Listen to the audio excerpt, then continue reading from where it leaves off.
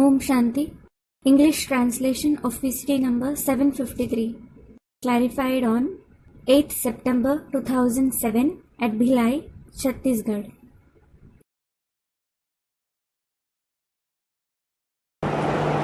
Om Shanti. Om Shanti. 30 दिसंबर 1967 का प्रातः class record चला है निर्बल से लड़ाई बलवान की। It is the morning class dated 30th December 1967. The record played is, it is the fight of the mighty with the weak. मीठी मीठी रूहानी सिकील दे बच्चों प्रति रूहानी बाप रोज रोज पहले समझाते हैं कि पहले अपन को आत्मा समझ कर बैठो। The first thing that the spiritual father explains to the very sweet spiritual long lost and now found children every day is, first, consider yourselves to be a soul and sit. और फिर बाप को याद करो। Then, remember the father. सीधा सीधा बाप को याद करें तो क्या हर्ज है? What harm is there in remembering the father directly?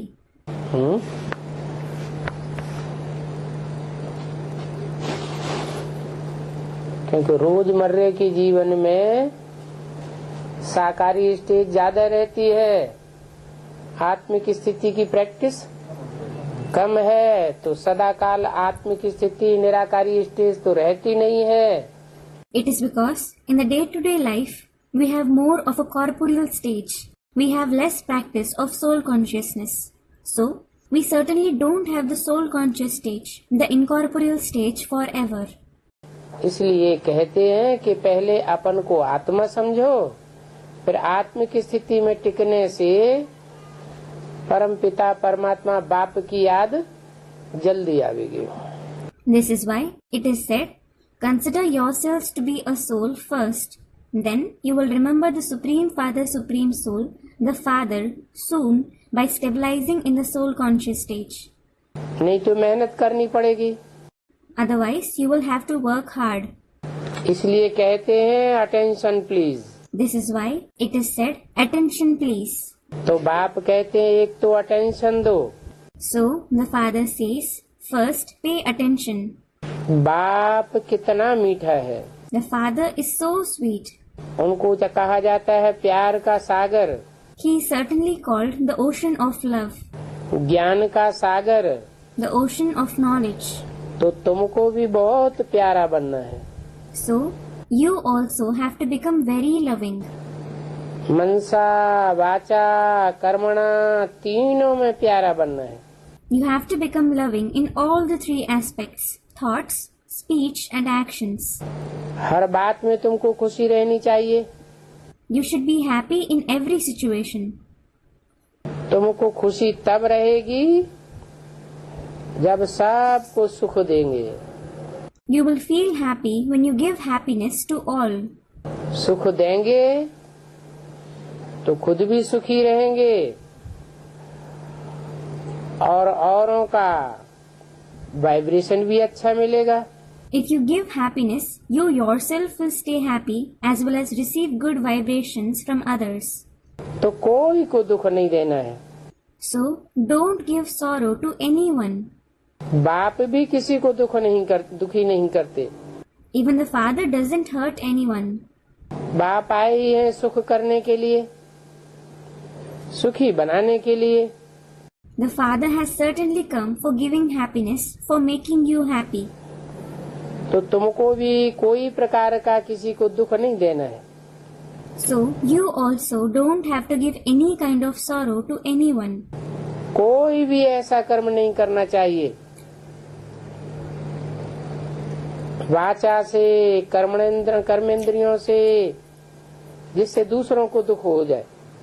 You shouldn't perform any such act through speech or karmendriya so that others are hurt. मनसा में भी नहीं आना चाहिए। You shouldn't have it in your thoughts either. परंतु ये अवस्था पिछाड़ी में होगी। But you will attain this stage in the end. कौन सी अवस्था? Which stage? कि मनसा में भी कोई के प्रति दुख देने का संकल्प न आवे। You shouldn't have the thought of giving sorrow to anyone, even in your mind. अभी तो कुछ न कुछ कर्मेंद्रियों से भूल होती रहती है। Now, you certainly keep making some or other mistake through the karmendriya. अपन को आत्मा समझेंगे, दूसरों को भी आत्मा आत्मा भाई समझेंगे,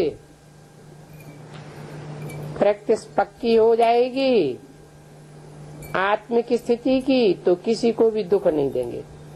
If you consider yourselves to be a soul as well as consider others to be brothers in the form of souls, if your practice of the soul conscious stage becomes firm, you won't give sorrow to anyone. क्योंकि शरीर ही नहीं देखेंगे, It is because you won't see the body at all. तो दुख कैसे देंगे? Then, how will you give sorrow? नई दुनिया में दुख क्यों नहीं होता? Why isn't there sorrow in the new world? क्योंकि वहाँ आत्मिक स्थिति की पक्की प्रैक्टिस रहती है। It is because you have firm practice of the soul conscious stage there. और यहाँ पुरानी दुनिया में दुख ही दुख है। क्यों? And here, in the old world, there is sorrow and just sorrow. Why? क्योंकि सब देह अभिमान में है। It is because all are body conscious. देह को समझने से 5 विकार आते हैं। Because of considering yourselves to be the body, you have 5 vices. और 5 विकार दुख देते हैं। And the 5 vices give sorrow. तो इसमें गुप्त मेहनत है। So, there is hidden labor in it. किस बात में? In what? अपन को आत्मा समझने में अंदरूनी पुरुषार्थ की बात है। It is about internal purusharth in considering yourselves to be a soul. और ये सारा बुद्धि का काम है।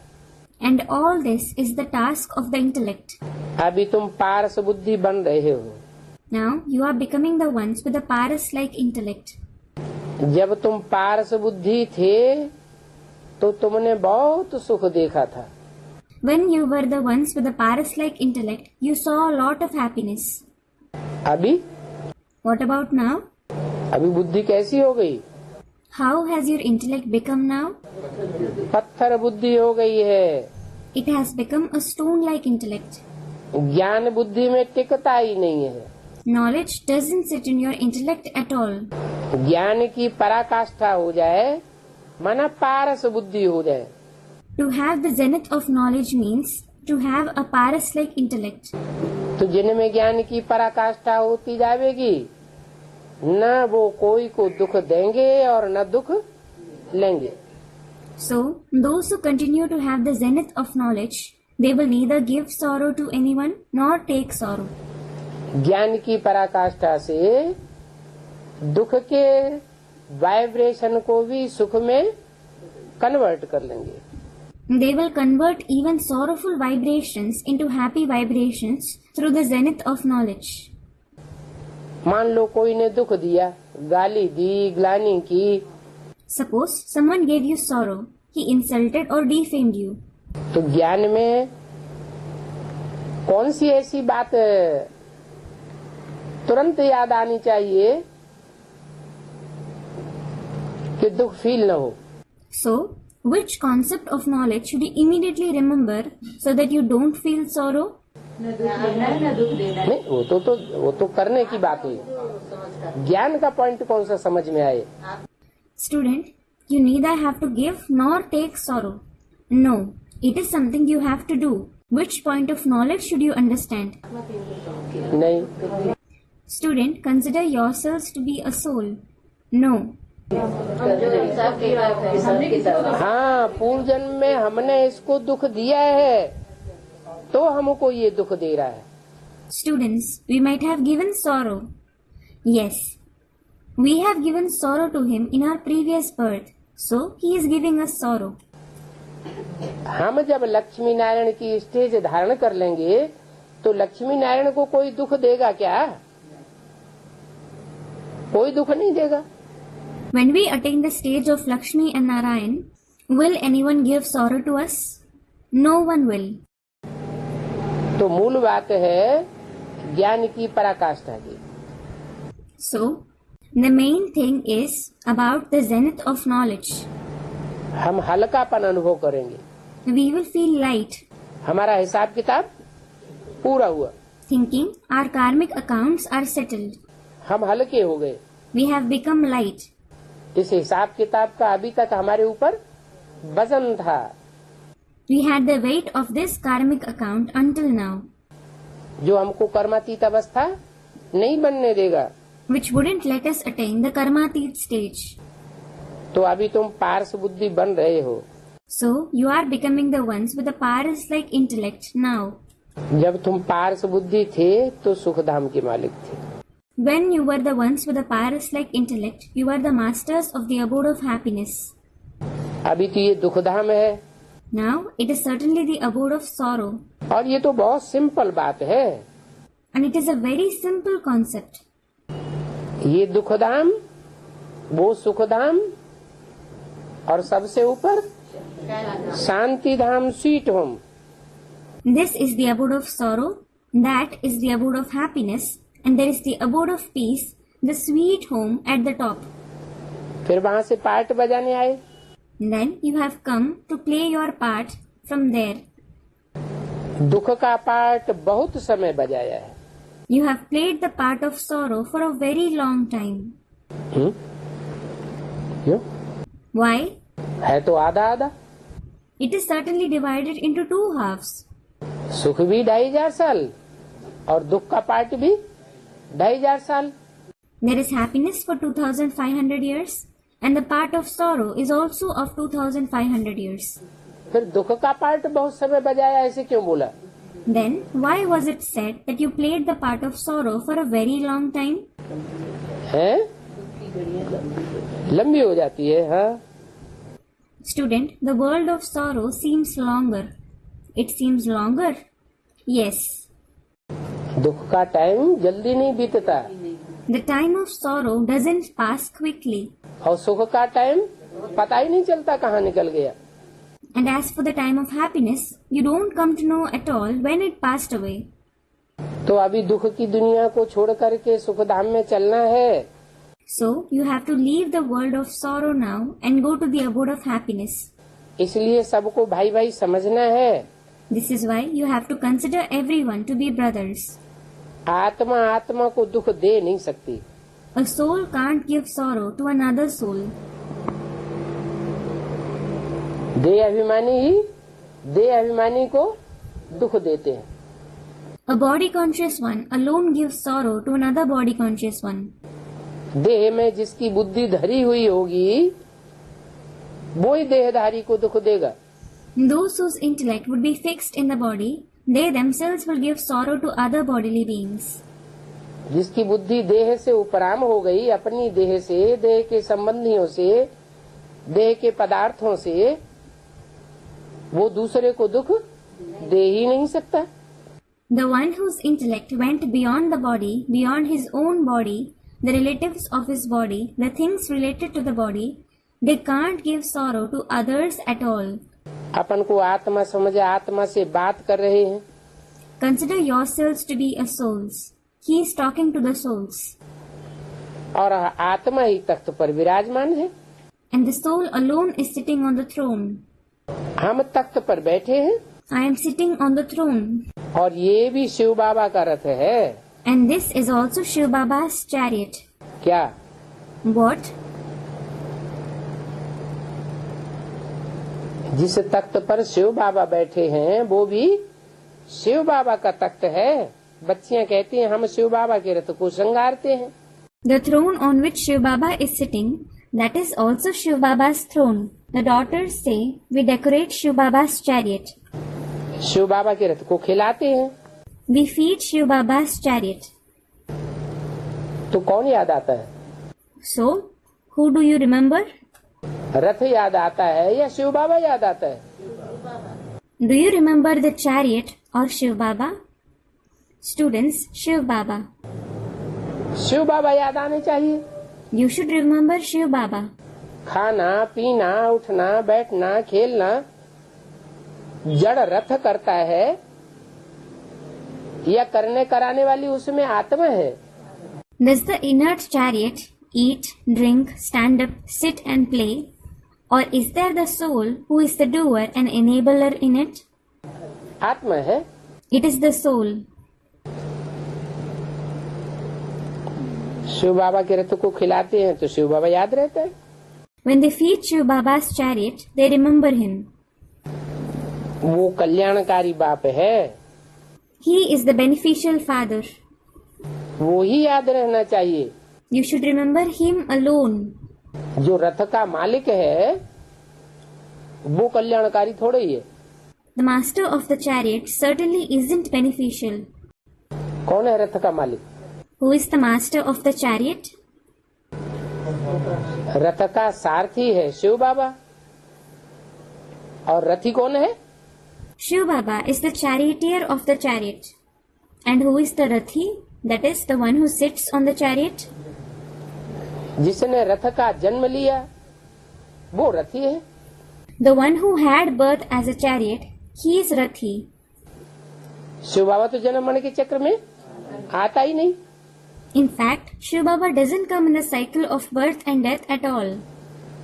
तो जो जन्म मरण के चक्र में नहीं आता है वो ही कल्याणकारी है। So, the one who doesn't come in the cycle of birth and death, he himself is beneficial. और सदा काल का कल्याणकारी है। In addition, he is beneficial forever. इसलिए सदा Shiv. This is why he is Sada Shiv, that is always beneficial. क्या? What? थोड़े टाइम का शिव नहीं, शिव माने कल्याणकारी। He isn't Shiv for a short time. Shiv means beneficial. सदैव का कल्याणकारी है।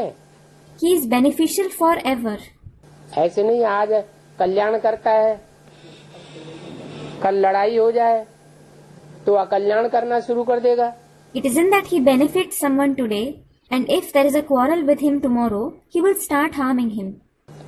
या कल हम उसकी ग्लानि करने लग पड़े तो हमारी अकल्याण करना शुरू कर देगा। Or if we start defaming him tomorrow, he will start harming us. नहीं, No, वो सदैव कल्याणकारी है। he is always beneficial. तो रथ में कल्याणकारी बाप ही याद आना चाहिए ना, देहधारी याद क्यों आना चाहिए? So, you should certainly remember the beneficial father in the chariot, shouldn't you? Why should you remember the bodily being? चाहे ब्रह्मा के तन में हो, चाहे प्रजापिता के तन में हो, याद कौन आना चाहिए? Whether he is in the body of Brahma or the body of Prajapita, whom should you remember? करण करावन हार आत्मा याद आना चाहिए ना। You should remember the Karan Karavan Har soul, shouldn't you? Karan Karavan Har means the one who does things himself and the one who has things done by others. बाप कहते हैं मैं 5 तत्वों का भी कल्याण करता हूँ। The father Shiv says, I benefit the 5 elements too. क्या What? Student, the 5 elements. मतलब? What does it mean? हाँ, जिस अर्थ में प्रवेश करता हूँ वो भी तो 5 तत्वों का बना हुआ है। Student, the body. Yes, the chariot I enter is also made of 5 elements. उस 5 तत्वों के रथ में रथी आत्मा बैठी हुई है। The Rathi soul is sitting in the chariot of 5 elements. वो आत्मा चैतन्य है। That soul is living. चैतन्य आत्मा में ज्ञान बैठता है। Knowledge sits in the intellect of the living soul. तो आत्मा का तो कल्याण जल्दी होगा ही, So, the soul will certainly be benefited soon. क्योंकि नजदीक है। It is because it is near. सबसे पहले किसके कान सुनेंगे? Whose ears will hear first of all? जिसमें प्रवेश करता हूँ पहले उसके कान सुनेंगे। The one whom I enter, his ears will hear first. पहले उसकी इंद्रियां संपन्न बनती हैं। His indriya become perfect first. लेकिन जो इंद्रियां हैं वो जड़ हैं या चैतन्य हैं? However, are the indriya inert or living? है? इंद्रियां तो जड़ हैं। The indriya are certainly inert. शरीर का अंग है। They are parts of the body. तो जो जड़ रथ है वो 5 तत्वों का बना हुआ होने के कारण मैं उसका भी कल्याण करता हूँ। As the inner chariot is made of 5 elements, I benefit even it. ऐसे नहीं सिर्फ आत्माओं का कल्याण करके चला जाता हूँ। It isn't that I benefit just the souls and go away. इस सृष्टि पर 5 तत्व भी सतो प्रधान बन जाएंगे। The 5 elements will also become Sato Pradhan in this world. कैसे बन जाएंगे? How will they become that? मेरी याद करने से आत्माएं सतो प्रधान बनेंगी या 5 तत्व सतो प्रधान बनेंगे? Will the souls become Sato Pradhan by remembering me, or will the 5 elements become Sato Pradhan? Students, the souls. नहीं, आत्माएं भी सतो प्रधान पहले बनेंगी, लेकिन आत्माओं का जो संघात है, No, the souls will become Sato Pradhan first, but the collection of the souls, 500-700 crore आत्माओं की बुद्धि में जब ये बात बैठ जाएगी कि एक बाप ही कल्याणकारी है और वो सब एकाग्र हो जाएंगी, नंबर बार एक के लव में लीन हो जाएंगी, एकाग्र स्टेज धारण करेंगी, तो तत्वों को भी सतो प्रधान बनना पड़ेगा। when this concept sits in the intellect of the 5 to 7 billion souls that the one Father alone is beneficial, when all of them become focused, when they merge in the love of the one number-wise, when they attain the stage of concentration, the elements will also have to become Sato Pradhan. 5 तत्व जो हैं वो जड़ हैं। The 5 elements are inert. और आत्माएं चैतन्य हैं। And the souls are living. चैतन्य आत्माओं में शक्ति ज्यादा होती है। The living souls have more power. ज्यादा शक्ति होने के कारण वो जड़त्व को भी चेंज कर लेते हैं। When they have more power, they change the inert too. तो 5 तत्वों का भी मैं कल्याण करता हूँ। So, I benefit the 5 elements too. वहाँ कोई भी चीज कब तकलीफ नहीं देती। Nothing ever troubles you there. कहाँ? Where? नई दुनिया में 5 तत्व भी तकलीफ देने वाले नहीं होंगे। क्यों? In the new world, even the 5 elements won't be troublesome. Why? क्योंकि 5 तत्व भी सतो प्रधान होंगे। It is because the 5 elements will also be Sato Pradhan. उन 5 तत्वों में भी याद के वाइब्रेशन भरे हुए होंगे। There will be the vibrations of remembrance in those 5 elements too. 5 तत्वों का अणु अणु याद के वाइब्रेशन से भरपूर हो जाएगा। Each and every atom of the 5 elements will become full of the vibrations of remembrance. यहाँ तो देखो कब तूफान आते हैं, Look here. Sometimes there are storms. कब ठंडी आती है, Sometimes it gets cold. कब बरसात होती है, पत्थर गिरते हैं, Sometimes it rains, it hails. तो कितना तकलीफ देती है प्रकृति। So nature troubles you a lot. 5 तत्व कितने दुखदाई हैं और वहाँ सुखदाई हो जाते हैं। अंतर क्या है? The 5 elements are so sorrow-giving and they become joy-giving there. What is the difference?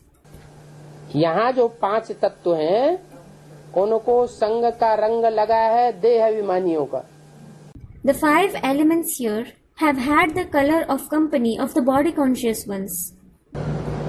इसलिए सब में चंचलता है। This is why everyone has inconstancy. सब तामसी हो गए, 5 तत्व भी तामसी। Everyone has become tamsi. The 5 elements are also tamsi here. और वहाँ 5 तत्व भी सात्विक हो जाएंगे। Whereas the 5 elements will also become sattvic there. तो वहाँ सदा बहार मौसम रहता है। So the climate there is always pleasant. कभी ज्यादा गर्मी, कभी ज्यादा बरसात, कभी ज्यादा ठंडी।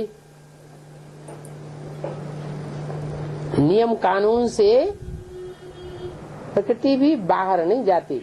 It isn't very hot, it doesn't rain a lot, or it doesn't get very cold sometimes. Even nature doesn't violate the rules and regulations. और यहाँ तो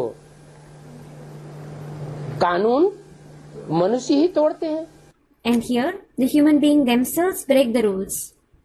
मनुष्य का भाव स्वभाव संस्कार प्रकृति ही ऐसी बन चुकी है। नए नए कानून बनते रहते हैं और कानूनों को तोड़ते रहते हैं। The very feelings, nature, sanskars of the human beings have become such that new laws continue to be made and they keep breaking them. तो यहाँ तो दुख ही दुख है। So there is sorrow and just sorrow here. और वहाँ सुख का भंडार है। And there is a storehouse of happiness there. वहाँ दुख का नाम निशान नहीं होगा। There won't be the name and trace of sorrow there. वो है हेवन। That is heaven. क्या What? क्या नाम पड़ा? Have in. What is it named? Have in. बुद्धि कहाँ रहती है? आत्मा कहाँ रहती है?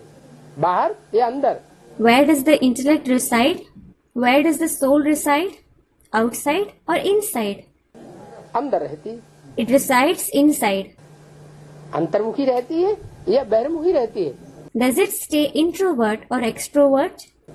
सब की आत्मा अंतर्मुखी रहती है। और यहाँ Everyone's soul is introvert. And here, यहाँ बहिर्मुखी है। they are extrovert. तो वहाँ है हेवन और यहाँ है hello. So, it is heaven there and here there is hell. नरक ही नरक है। There is hell and just hell. सब बहिर्मुखी हैं। All are extrovert. तो स्वर्ग या हेवन अच्छा या हेल या नरक अच्छा? So, is Swarg or heaven good or is hell or Narak good? नरक नाम ही पड़ता है। जो नर करता है अपनी मनमत पर, उससे बनता है नरक। The name Narak is certainly given when, on the basis of what a man does according to the opinion of his mind, Narak is made by it. और स्वर्ग? And what about Swarg? जो स्व स्थिति में स्थित होते हैं, बाप आकर स्व स्थिति सिखाते हैं। मनुष्य तो स्व स्थिति में रहना जानते ही नहीं थे। Those who stabilize in the stage of the self, the Father comes and teaches to stabilize in the stage of the self. Human beings didn't know how to stabilize in the stage of the self at all. तो स्व स्थिति में सारी दुनिया स्थित हो जाती है तो स्वर्ग बनता है। So, when the entire world stabilizes in the stage of the self, heaven is made. बाप आते हैं तुमको हेवन का मालिक बनाने। The Father comes to make you into the masters of heaven. क्या? What? ऐसे नहीं कि तुम सिर्फ हेवन में रहते हो। It isn't that you just stay in heaven. रहने वाले तो बहुत हैं, There are many people who live there. लेकिन तुमको हेवन का मालिक बनाते हैं। However, He makes you into the masters of heaven. Heaven में तुम्हारी ऊंची कुर्सी है। Your position is high in heaven. बाप तो ऊंचे ऊंचे है। The Father is certainly the highest of the high. उसे भगवान कहा जाता है। He is called God. ऊंचते ऊंच बाप, वो ऊंचते ऊंच टीचर और सुप्रीम गुरु कहा जाता है, सतगुरु कहा जाता है। He is called the highest Father, the highest teacher, and the supreme Guru, Sadguru. तो सदगुरु, सुप्रीम टीचर, सुप्रीम बाप का काम करते हैं, पार्ट बजाते हैं, तो तुमको भी ऊंचे ही बनावेंगे ना। When he does the task, plays the part of Sadguru, the supreme teacher, the supreme Father, he will make you too high, won't he? तुम ये लक्ष्मी नारायण थे। You were these Lakshmi and Narayan. बाप तुमको स्मृति दिलाते हैं The Father reminds you कि तुम स्वर्ग में, हेवन में ऊंचते ऊंच पद वाले थे। you were the ones with the highest position in Swarg, in heaven. अभी ये तुम बात भूल गए हो क्या? Now you have forgotten this concept. What? क्या हम ऊंचते ऊंच पद वाले थे, वो भी स्वर्ग में, जो ऊंचते ऊंच दुनिया है। We were the ones with the highest position. Even so, you were that in heaven, that is the highest world. दुनिया है ना, There are worlds, aren't there? स्वर्ग में भी नंबरवार दुनिया, नंबरवार जन्म, There are number-wise worlds, number-wise births in heaven. और नरक में भी नंबरवार दुनिया, नंबरवार जन्म. And there are number-wise worlds, number-wise births in hell as well. तो स्वर्ग में जो ऊंचे से ऊंची स्टेज वाली स्थिति थी, वातावरण था, उसमें तो ऊंची गद्दी वाले थे. So, you are the ones with a high position in that highest stage, the highest atmosphere in heaven. अब ये तुम सारी बात भूल गए हो Now, you have forgotten all these concepts. कि हम कौन थे और अब क्या बन गए. As to who you were and what you have become now. अब तुम नरक के मालिक बन गए हो. Now, you have certainly become the masters of Narak. नरक माना, What does Narak mean? नर क्या करता है. Students, it is what man makes. What does a man do? है? नरक बनाता है. नरक माना क्या. Students, they make Narak. They make Narak? What does Narak mean? जहाँ कीड़े को बुलाते हैं, एक दूसरे को काटते रहते हैं. कीड़े क्या करते हैं नाली में. Where worms wriggle, they keep biting each other. What do worms in the drain do? एक दूसरे को काटते रहते हैं. They keep biting each other. तो नरक नर बनाता है, So, man makes hell. नर वैश्यालय बनाता है. Man makes a brothel. वैश्यालय में सब एक दूसरे को दुख देते रहते हैं, काटते रहते हैं, विचार बढ़ाते रहते हैं. Everyone keeps giving sorrow to each other in a brothel. They keep biting each other and spreading adultery. अभी तुम ये बातें भूल गए हो. Now, you have forgotten these concepts. क्या. What? कि हम नरक में हैं, पहले हम कभी स्वर्ग में थे. We are in hell. Earlier, we were in heaven. जहाँ विचार का नाम निशान नहीं था. There wasn't the name and trace of adultery there. भक्ति मार्ग में कितना घोर अंधेरे में मनुष्य हैं. Human beings are in such pitch darkness in the path of bhakti. अंधेरे में कुछ दिखाई तो पड़ता नहीं है. Nothing is visible in darkness. और ज्ञान मार्ग में तो त्रिनेत्री बाप आकर के तुम्हारा तीसरा नेत्र खोल देते हैं. On the contrary, in the path of knowledge, the one with the third eye, the Father comes and opens your third eye. तो घोर अंधेरे से घोर सोजरे में आ जाते हो. So, you come in bright light from pitch darkness. अंधेरे में मनुष्य कितनी ठोकरें खाते हैं. How much people stumble in darkness. और कितने दुखी होते हैं. अच्छा. And how sorrowful they become. Acha, अभी बाप आ गए, the Father has come now. ज्ञान दे रहे हैं. He is giving the knowledge. ज्ञान की रोशनी हमें मिल रही है. We are receiving the light of knowledge. तो क्या हम ठोकरें नहीं खाते हैं. So, don't we stumble? है? Students, we do. इसका मतलब What does it mean? Student, our connection with the Father is broken. ठोकरें खाते हैं, इसका मतलब ये हुआ कि हम सदैव स्वस्थिति में स्थित होकर बाप को याद नहीं करते हैं, तो ठोकरें खाते हैं. When we stumble, it means we don't stabilize in the stage of the self and remember the Father constantly. So we stumble. माया को मौका मिलता है.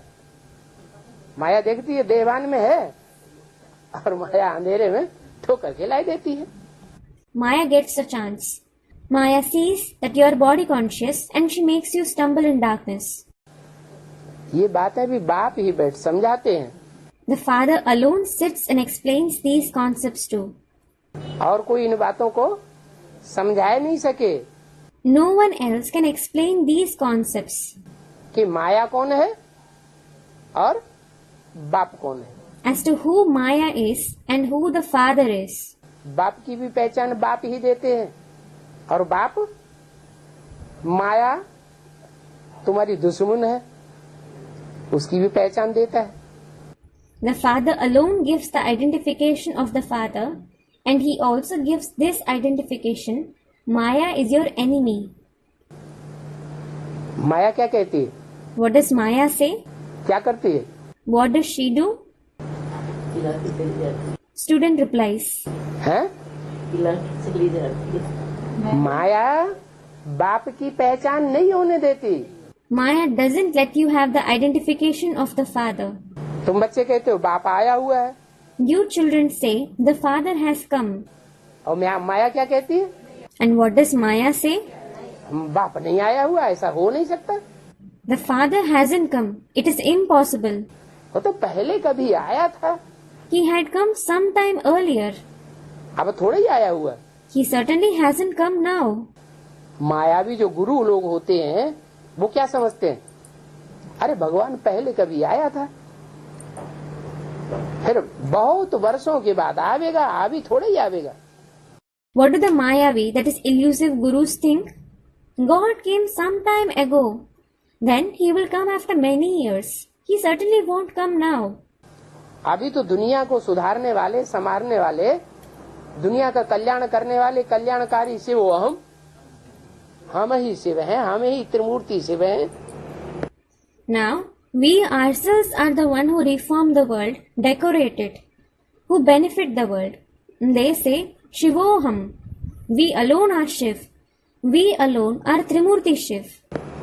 तो उल्टी पढ़ाई पढ़ाते हैं, माया और माया Ravan. So, Maya and Maya Ravan teach the wrong study. ऋषियों मुनियों आदि से पूछते थे, आप रचयिता और रचना को जानते हो? They used to ask the holy men and so on. Do you know the creator and the creation?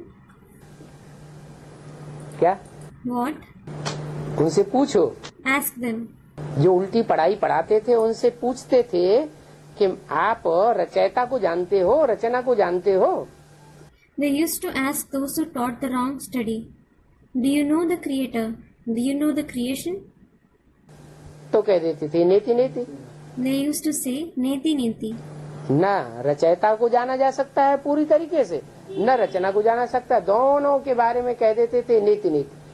Neither the creator nor the creation can be known completely. They used to say for both of them neti neti. इसके आदि मध्य अंत कोई नहीं है। They don't have any beginning, middle or end. रचना के बारे में तो और ही कह देते। For the creation, they say, रचना तो और ही समझ से परे है। the creation is beyond understanding all the more.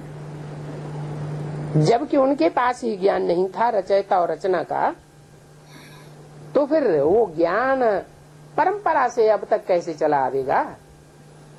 When they themselves didn't have the knowledge of the creator and the creation, how will that knowledge continue as a tradition till now? वो ज्ञान तो That knowledge certainly, जब भगवान आते हैं और दुनिया का विनाश होता है तो ज्ञान सारा लोप हो जाता है। when God comes and the world is destroyed, the entire knowledge disappears. द्वापर युग से थोड़ी स्मृति रहती है, You have some memories in the copper age. शास्त्रों में सच्चाई रहती है, There is truth in the scriptures. फिर बाद में जैसे जैसे शास्त्र लिखने वाले तामसी बनते जाते हैं, उसका तामसी इंटरप्रिटेशन होता जाता है और सारा ज्ञान अज्ञान में कन्वर्ट हो जाता है। However, as the writers of scriptures continue to become Tamsi, they make Tamsi interpretations and the entire knowledge converts into ignorance. तो ज्ञान परंपरा से कैसे आवेगा? Then, how will the knowledge continue as tradition? बाप कहते हैं अब रचयिता और रचना का असली ज्ञान मैं तुमको देता हूँ। The father says, now I give you the actual knowledge of the creator and creation. क्या? What? रचयिता कौन है? Who is the creator? रचयिता साकार होगा या निराकार होगा? Will the creator be corporeal or incorporeal? रचयिता भी साकार होगा और रचना भी साकार होगी। मैं क्या हूँ? मैं असली रूप में क्या हूँ? The creator as well as the creation will be corporeal. What about me? What am I? What am I in the actual form? मैं निराकार हूँ। I am incorporeal. मेरी बिंदी का ही नाम शिव है। The very name of my point is Shiv. परंतु जब रचयिता रचना की बात आती है तब मुझे साकार में आना पड़ता है। However, when the topic of the creator and creation arises, I have to come in the corporeal one. तो जिसमें पहले पहले आता हूँ वो है साकार रचयिता, और उसके द्वारा जिसकी रचना होती है वो है रचना। So, the one in whom I come first of all, he is the corporeal creator, and the one who is created through him is the creation. रचना भी दो प्रकार की, The creation is also of two kinds. एक पहली रचना और दूसरी उस पहली रचना से जो पहले पहले रचना होती है वो है फर्स्ट क्लास रचना। One is the first creation, and the other is the first creation of his first creation. It is the first class creation. तो कौन हुआ रचयिता और कौन हुआ रचना? So, who is the creator and who is the creation? जिसमें पहले पहले प्रवेश करते हैं वो मनुष्य सृष्टि का पिता हुआ रचयिता, और उसकी पहली पहली रचना हुई वो जो सतयुग में नई दुनिया में पहले जन्म लेता है, पहला पत्ता बनता है।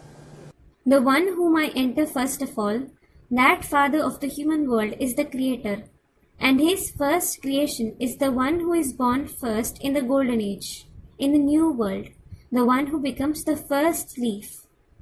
वो है रचना, He is the creation. First class रचना है। He is the first class creation. उससे जास्ती फर्स्ट क्लास न कोई युग होता है जिसमें कोई पैदा हुआ हो रचना के रूप में, और न कोई रचना होती है।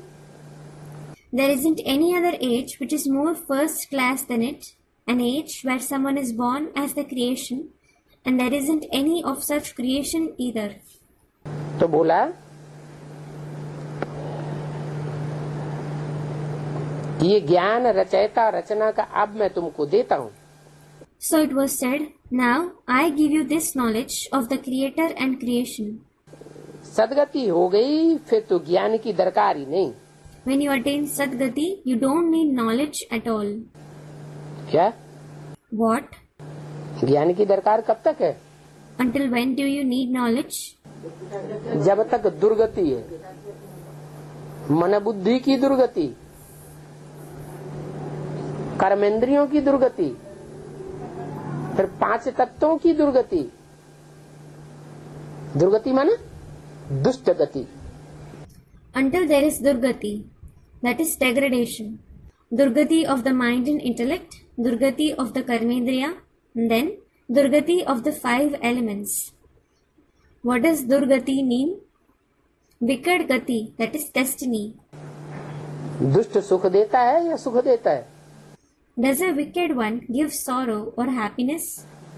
दुष्ट दुख देता है, A wicked one gives sorrow क्योंकि झूठा होता है, because he is false.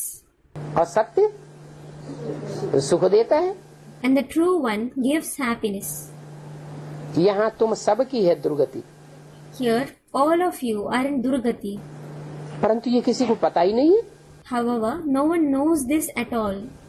क्या? What?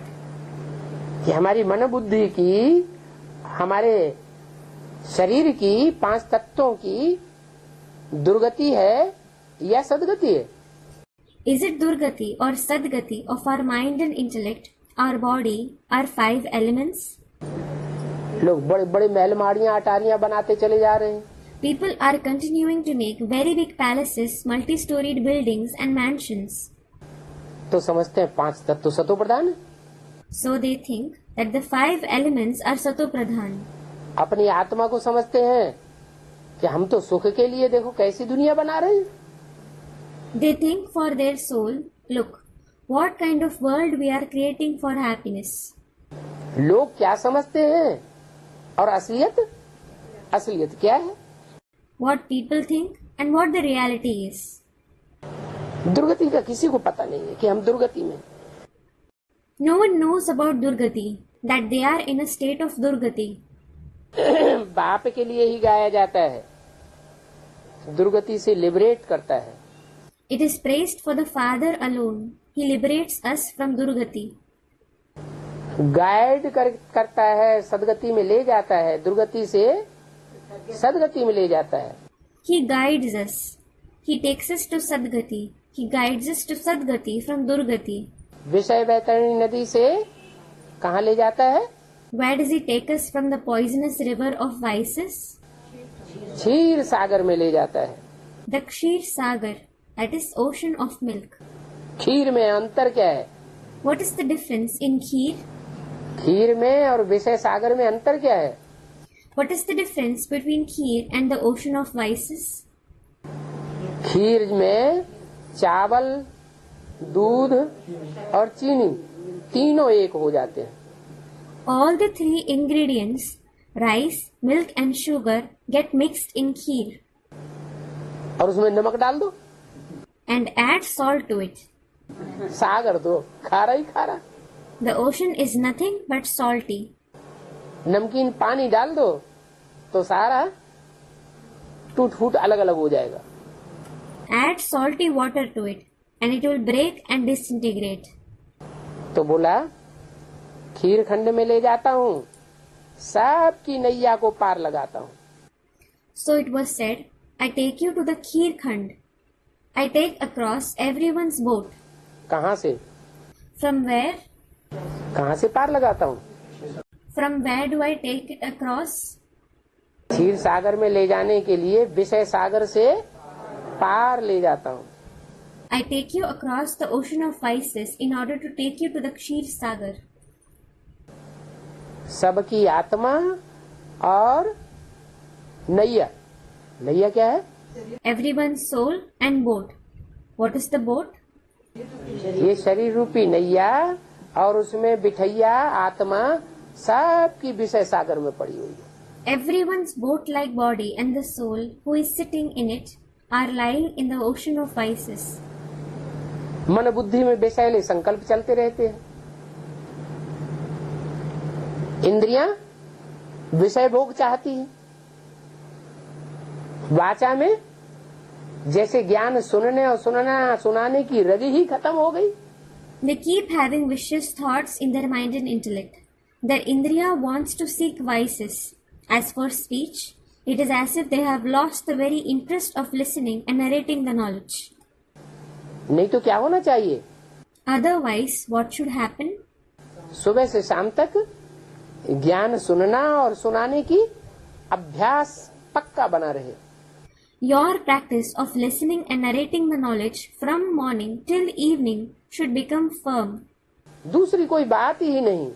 There shouldn't be anything else at all.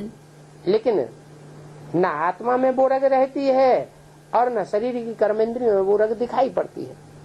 However, there is neither that interest in the soul, nor is that interest visible in the karmendriya of the body. Vishnu को भी क्षीर सागर में दिखाते हैं ना। Vishnu is also shown in the Kshir Sagar, isn't he? क्यों? Why? Vishnu को क्षीर सागर में क्यों दिखाते हैं? Why is Vishnu shown in Kshir Sagar? Shankar ji को क्षीर सागर में क्यों नहीं दिखाते?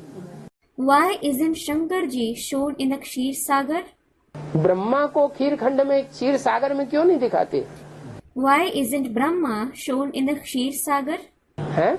Vishnu वाला no wish at all.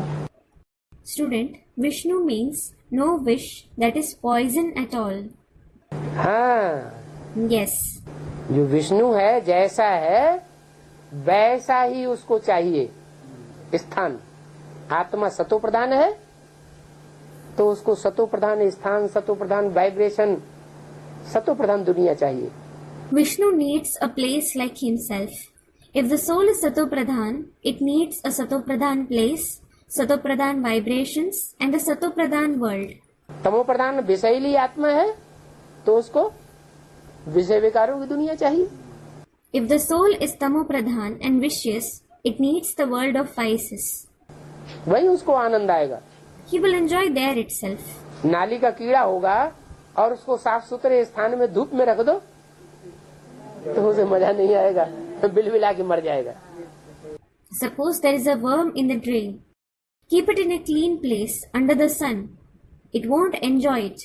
It will writhe and die.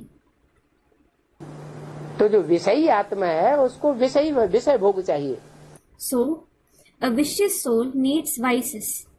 और जो निर्विष आत्मा है उसको नो विषय अटाल विष्णु की दुनिया चाहिए। And a viceless soul needs the world where there is no poison at all, the world of Vishnu. इसका मतलब क्या हुआ What does this mean? कि शंकर को क्षीर सागर में क्यों नहीं दिखाते Why isn't Shankar shown in Kshir Sagar? हैं? शंकर जिसका नाम दिया गया है, जो पार्टधारी है, वो दुनिया का सबसे तमो प्रधान पार्टधारी है या सबसे सतो प्रधान पार्टधारी है? The one who has been named Shankar, is that actor the most Tamopradhan actor or the most Satopradhan actor of the world? हैं? Student, Tamopradhan. उसमें दो आत्माएं विशेष हैं तो तीन।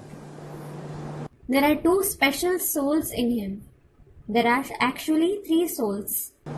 जो तीसरी है वो तो पढ़ने वाली है, The third one is the one who studies. लेकिन दो आत्माएं विशेष हैं, एक उसमें है भोक्ता और एक है अभोक्ता। However, there are two special souls. One among them is Bhokta, a pleasure seeker, and the other one is Abhokta, that is, the one who doesn't seek pleasures. जो अभोक्ता है वो एवर प्योर है। The Abhokta is ever pure. क्या? What? वो कभी विषय भोगता ही नहीं, He never seeks vicious pleasures. सदैव ही निर्विष है। He is always without poison. और दूसरी आत्मा वो दुनिया की सबसे जास्ती विषय भोगने वाली आत्मा है। And the other soul is the one who seeks vicious pleasures the most in the world. सबसे ज्यादा विषय भोग रानियों ने भोगे या राजाओं ने? Did the queens or kings seek vicious pleasures the most? राजाओं ने सबसे ज्यादा विषय भोग भोगे। The kings sought vicious pleasures the most. रानियां तो जहाँ देखती थी कि अब मुसलमान आकर के हमको दूषित करने वाले हैं, तो फटाक से जौहर कर देती थी। In fact, whenever the queens saw that the Muslims are going to come and pollute them, they immediately performed Johar. Johar means to burn oneself on a pyre.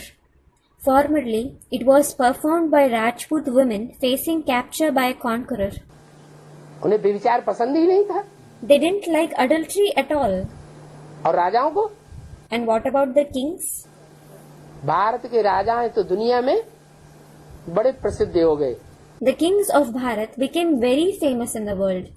दुनिया के सब धर्मों में नियम बनाया गया कि 3 या 4 शादियां कर सकते हैं।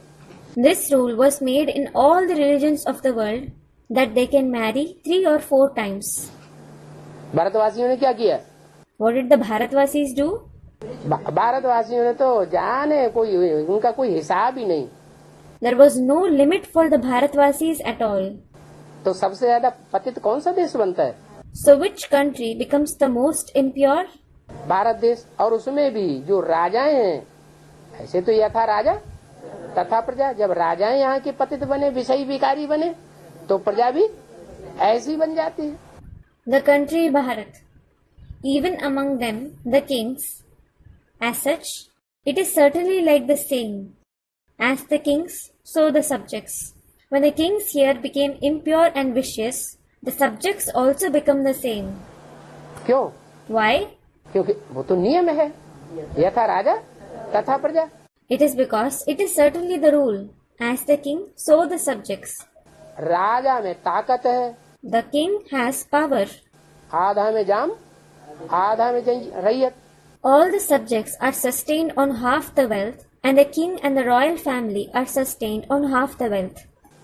आधी संपत्ति राजा भोगता है, धन संपत्ति वैभव, और आधे में प्रजा भोगती है।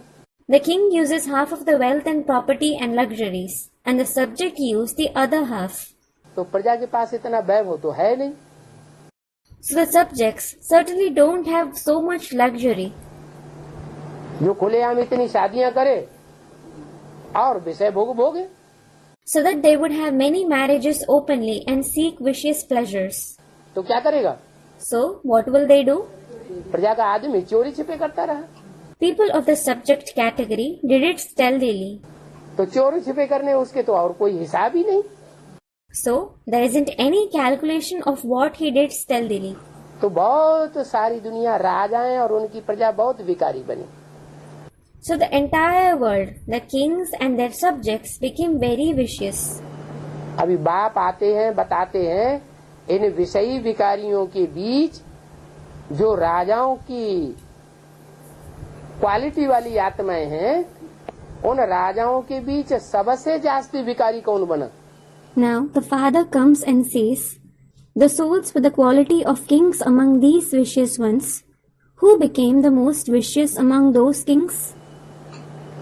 सबसे जास्ती पतित कौन बना? Who became the most impure? वो अपने मुख से ही बोलता है शास्त्रों में, He says from his own mouth in the scriptures, मैं पतितन को राजा। I am the king of the impure ones. क्या? What? सिर्फ पतित ही नहीं, I'm not just impure. मैं पतितन को राजा, I am the king of the impure ones. माने पतितों का भी राजा, माने जितने भी पतित विकारी राजाएं हुए उन सब से जास्ती पतित और विकारी कौन सी आत्मा हुई? It means he is the king of the impure ones too. It means which is the most impure and vicious among all the impure vicious kings? Ram वाली आत्मा सबसे जास्ती विकारी हुई। Ram's soul is the most vicious. लेकिन हम बच्चे ये समझते हैं कि हमें तो उसको देखना ही नहीं है। However, we children think that we don't have to see him at all. हम किसको देखते हैं? Whom do we see? हम तो शिव बाबा को देखते हैं। We certainly see Shiv Baba. हम पतित विकारी को नहीं देखते। We don't see the impure, vicious one.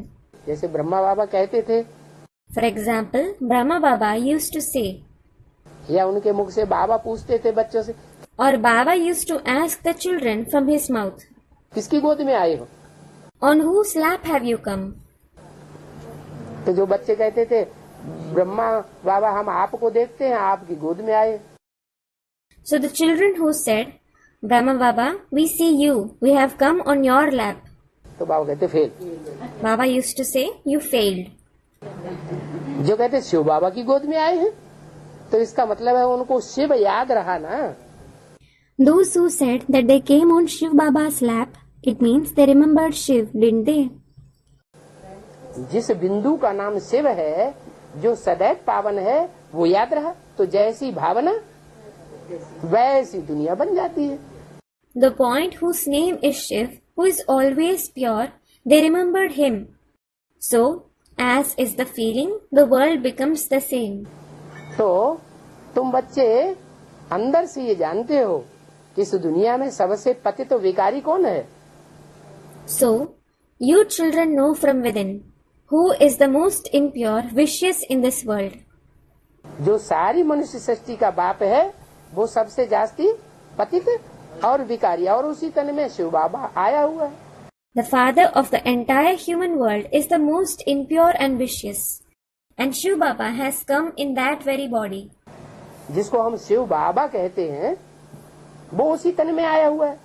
The one whom we call Shiv Baba, he has come in that very body. तो एक वृक्ष है और उसमें दो तरह के पक्षी वेदों में बता दिए। So, there is a tree and it has been said in the Vedas.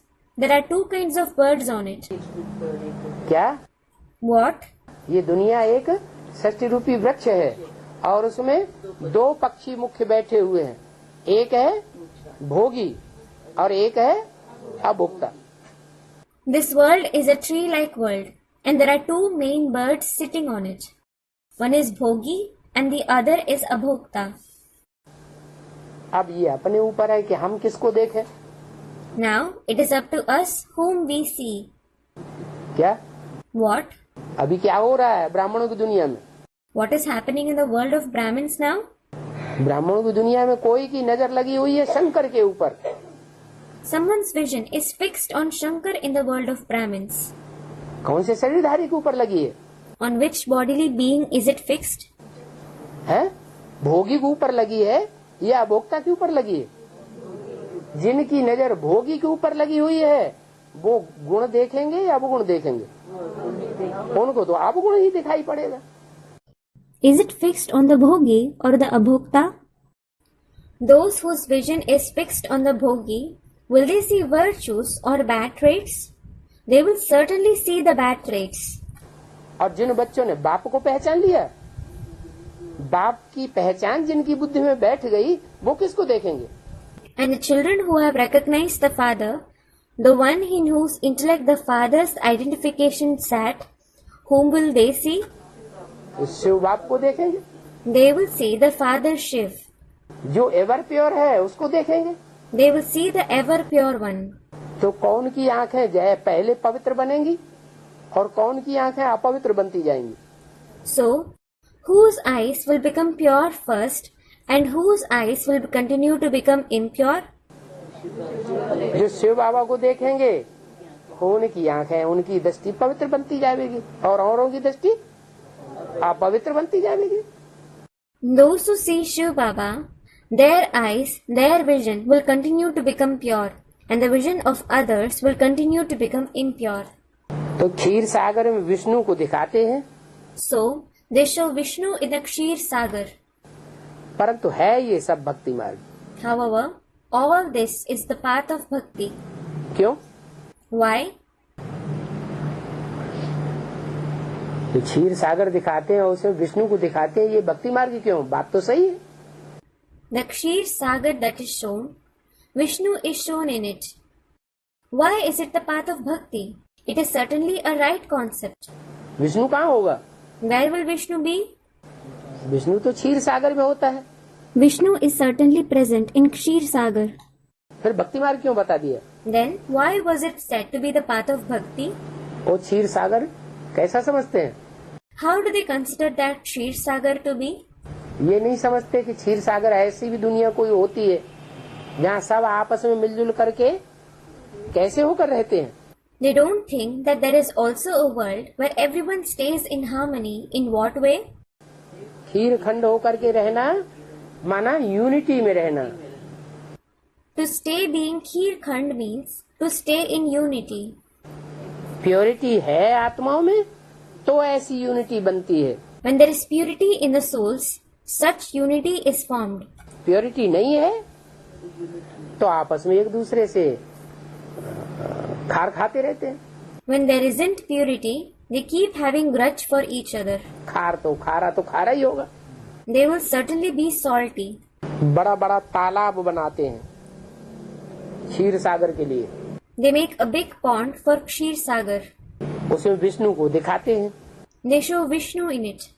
Vishnu का बड़ा चित्र दिखाते हैं। They show big picture of Vishnu. क्या? What? बड़ा चित्र क्यों दिखाया? Why have they shown a big picture? कोई बड़ा काम करते हैं तो बड़ा चित्र बनाते हैं।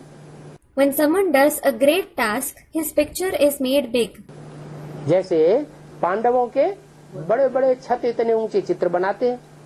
For example, the pictures of the Pandavas are made as high as the roof. तो जरूर पांडवों ने बड़ा काम किया होगा, उनकी बुद्धि बड़ी रही होगी।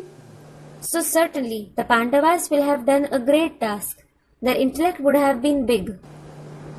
उन पांडवों में भी भीम को बहुत बड़ा लंबा चौड़ा दिखाते हैं। Even among those Pandavas, Bhim is shown to be very tall and well built.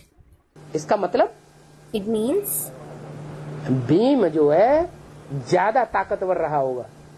Bhim must have been more powerful. उसने ज्यादा काम करके दिखाया होगा। He must have done more work and proved himself. क्या काम करके दिखाया? What work did he do and prove himself? अकेले भीम ने 100 कीचकों को मारा और 100 कौरवों को मारा था। Bhim killed 100 Kichaks and 100 Kauravas alone. तो बड़ा काम किया ना। So, he did a great task, didn't he? इसलिए भीम को बड़ा दिखाया है। This is why Bhim is shown big. ये बुद्धि की विशालता दिखाते हैं। जैसे महात्मा बुद्ध का चित्र बहुत बड़ा बनाते हैं। This is the broadness of the intellect that is shown. Just like they make the pictures of Mahatma Buddha very big. तो जरूर उनमें बुद्धिमत्ता इतनी रही होगी जितनी और धर्म पिताओं में बुद्धिमत्ता नहीं रही. It means he must have had a greater level of intelligence which the other religious fathers didn't have. क्या बुद्धिमत्ता रही? What intelligence did he have? कि उन्होंने ऐसे धर्म की धारणाएं सिखाई जिसमें आत्मा का भी नाम निशान नहीं, परमात्मा का भी नाम निशान नहीं. He taught the principles of such religion which has no name and trace of the soul or even the supreme soul. और फिर भी नियम पक्का बना दिया, अहिंसा परमो धर्म. Even so, he made a firm law. Non-violence is the supreme religion. तो बुद्धिमान थे ना. So, he was intelligent, wasn't he? तो बोला So it was said, कि ये सब भक्ति मार्ग है. विष्णु का बड़ा चित्र दिखाते हैं, बाप समझाते हैं, तुमने सारे विश्व पर राज्य किया है. all this is the path of bhakti. Vishnu's picture is shown big. The father explains, you have ruled over the entire world. इसके लिए फिर इतनी बुद्धि चाहिए. For this, you need such intellect. तो बड़ा बनाते हैं. So, they make it big. तुमने अनेक बार हार खाई है You have been defeated many a times. और अनेक बार जीत पहनी है. And you have also gained victory many a times. कब हार खाई When were you defeated? और कब जीत पहनी? And when did you gain victory? हर 5000 वर्ष के बाद हम जीत भी पहनते हैं. We gain victory after every 5,000 years. और उससे पहले हार भी खाते हैं. And we are even defeated before that. कल्प कल्प हम हार खाते रहे और कल्प कल्प हम जीत भी पहनते रहे. अनेक बार की बात हो गई.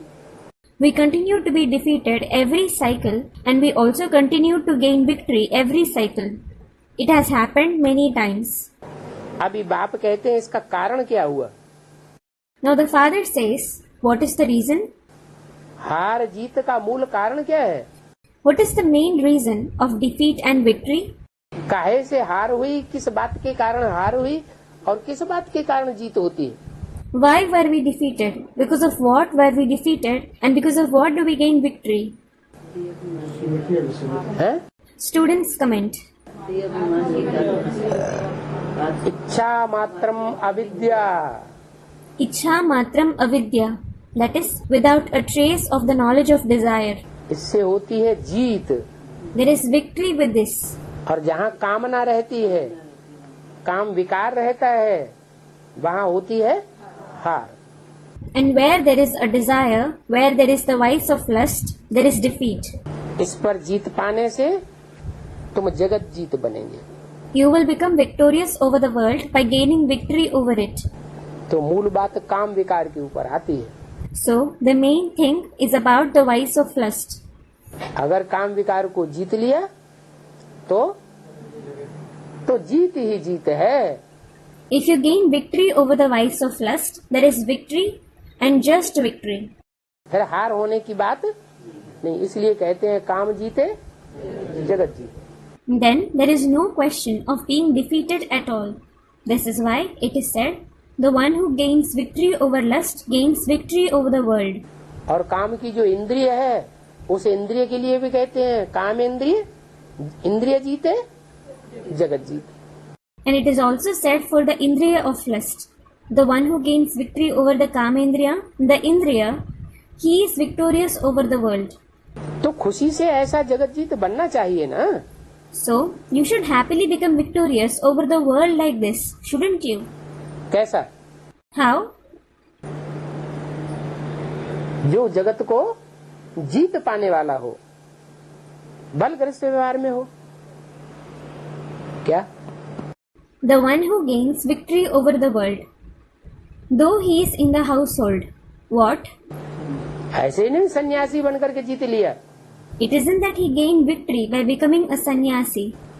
बलग्रस्त व्यवहार में रहने वाला हो, परंतु इंद्रियों पर जीत पाने वाला हो, कमल फूल के समान जीवन हो. Though he is a householder, he should be the one who gains victory over the Indriya. His life should be like the lotus flower. क्या विशेषता है कमल फूल में और गुलाब में? What is the speciality of the lotus and the rose? कमल का फूल कीचड़ में भी रहता है, कितना गाढ़ा कीचड़ होता है। The lotus grows in mire too. Mire is so viscous. कितना गंदा होता है। It is so dirty. और कीचड़ में से निकालो तो कोई निशान भी नहीं रहता। And if you take it out of the mire, it doesn't have a speck of it either. और गुलाब के फूल को डाल दो कीचड़ में तो And put a rose in mire, तो खत्म ही हो जाएगा। it will certainly die. अभी तो तुम कांटे से फूल बन रहे हो। Now you are becoming flowers from thorns. क्या? What? अभी तुम कमल फूल सामान बने नहीं हो। Now you haven't become like the lotus flower. अभी हो तुम कांटे, दुख देने वाले। Now you are thorns that give sorrow. उससे बदल करके फूल बन रहे हो। You are changing from thorns and becoming flowers. समझ में आता है You understand it. क्या? What? ये सब जो कांटों का, फूल का और भांति भांति के फूलों का मिसाल दिया जाता है, वो सब मिसाल किसके लिए है? All these examples of thorns, flowers and different kinds of flowers that are given, whom are these examples for? हम बच्चों के लिए ये मिसाल है। These examples are for us children. कांटे एक दो को कितना तंग करते हैं, Thorns trouble each other so much. एक दो को मार भी देते हैं। They even kill each other. तो बाप मीठे मीठे बच्चों को कहते हैं, तुम सब की अभी वानप्रस्थ अवस्था है। So the father tells the very sweet children, all of you have the Vanaprastha stage, that is the stage of retirement now. तुम्हारा कोई बचपन नहीं है। It isn't your childhood. क्या? What? अब सबकी अंतिम जन्म है। इस अंतिम जन्म में सबकी वानप्रस्थ अवस्था है। माना अनेक जन्म विकार भोगते भोगते अब अंतिम घड़ी आ गई। Now all of you have the last birth. In this last birth, all have the Vanaprastha stage. It means, while enjoying vices for many births, the last moment has come now. छोटे छोटे बच्चे पैदा होते हैं, वो भी कितने समझदार पैदा होते हैं। Even small children who are born are so sensible. उनमें भी कितने विकार भरे हुए हैं। They too have so many vices. तो ऐसे नहीं कि कोई बाल अवस्था में है, कोई महात्मा है। So, it isn't that someone is in his childhood, that someone is a Mahatma, that is a great soul. जैसे बाबा कहते हैं छोटे बच्चे तो जैसे महात्मा होते हैं। Just like Baba says, small children are like great souls. नहीं, No, अभी सबकी वानप्रस्थ अवस्था है। all have the Vanaprastha stage now. छोटे बड़े सब वानप्रस्थ अवस्था में है। The young ones, the old ones are all in the Vanaprastha stage. अभी तुम वाणी से परे जाने के लिए पढ़ते हो। Now you study to go beyond speech. इसलिए पढ़ते हो, Why do you study? वाणी से भी परे चले जाओ। To go even beyond speech. बाप कहते हैं सभी की वानप्रस्थ अवस्था है। The father says, all have the Vanaprastha stage. तो वानप्रस्थ का सही अर्थ समझना चाहिए ना। So, you should understand the right meaning of Vanaprastha, shouldn't you? वाणी से परे हो जाना चाहिए। You should go beyond speech. माना कोई भी विकारों की बात आएगी तो पहले मन के अंदर आएगी। It means, when any concept of vices arises, it will first arise within the mind. मन के अंदर से फिर स्थूल रूप धारण करती है तो वाचा में आती है। When it takes on a physical form from the mind, it comes in speech. तो अब वाणी से भी परे चले जाना चाहिए। So now, you should go even beyond speech. ये भक्ति में रस्म रिवाज चलती है। These customs and rituals continue in the path of bhakti. यहाँ तुम वानप्रस्थी बनते हो तो भक्ति मार्ग में भी वाणी से परे चले जाते हैं। माना बात करना छोड़ देते हैं। You become Vanaprasthi, that is retired here. So, people go beyond speech in the path of bhakti too. It means they stop talking. घर परिवार वालों से ही बात करना बंद कर देते हैं। They stop talking to their family members too. हमारा अब कुछ लेन देन, बातचीत का भी, वाचा का भी कोई कनेक्शन नहीं रहा। They say we don't have any connection even through speech. लेकिन बात कहाँ की है? However, when is it about? यहाँ की बात है कि जब हमारी आत्मा निराकारी स्टेज में, आकारी स्टेज में टिक जाएगी तो हमको बात करने की भी दरकार नहीं रहेगी। It is about here. When our soul stabilizes in the incorporeal stage, the subtle stage, we needn't even speak. 60 वर्ष से गुरु करना शुरू करते हैं और तुमको तो अभी मिला है सदगुरु। वो तो भक्ति मार्ग में 60 वर्ष के बाद गुरु करते हैं और तुमको तो अभी, तुम्हारी सबकी अभी वानप्रस्थ अवस्था है और तुमको सदगुरु मिला हुआ है। वो सदगुरु तो तुमको सच्चे वानप्रस्थ अवस्था में ले ही जाएंगे। They start making gurus from the time they turn 60 years old, whereas you have found the Sadguru now. In the path of bhakti, they make a guru after they turn 60 years old. And all of you are in the Vanaprastha stage now. In addition, you have found the Sadguru. That Sadguru will certainly take you to the actual Vanaprastha stage. वो वानप्रस्थ अवस्था तो झूठी है, जहाँ वाणी से परे कर देते हैं स्थूल रूप में, और तुमको तो सच्ची सच्ची वानप्रस्थ अवस्था में ले जाते हैं, जहाँ तुमको अंदर से ही इच्छा नहीं होगी क्या कि हम वाचा में आवे।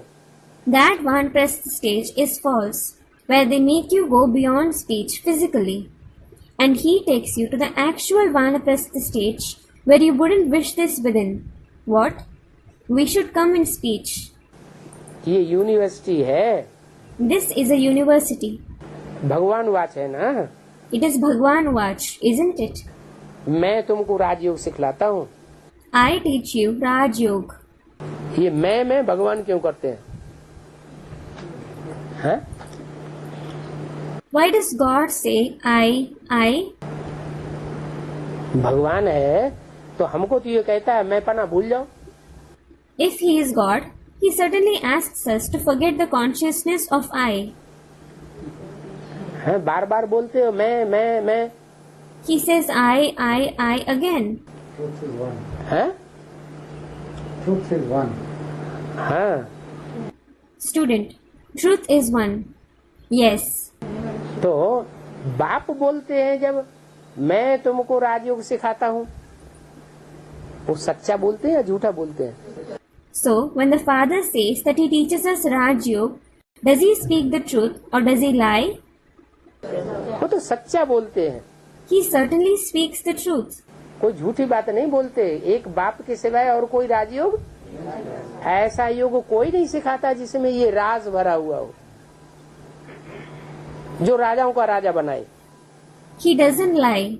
No one except the one father teaches Raj Yoga.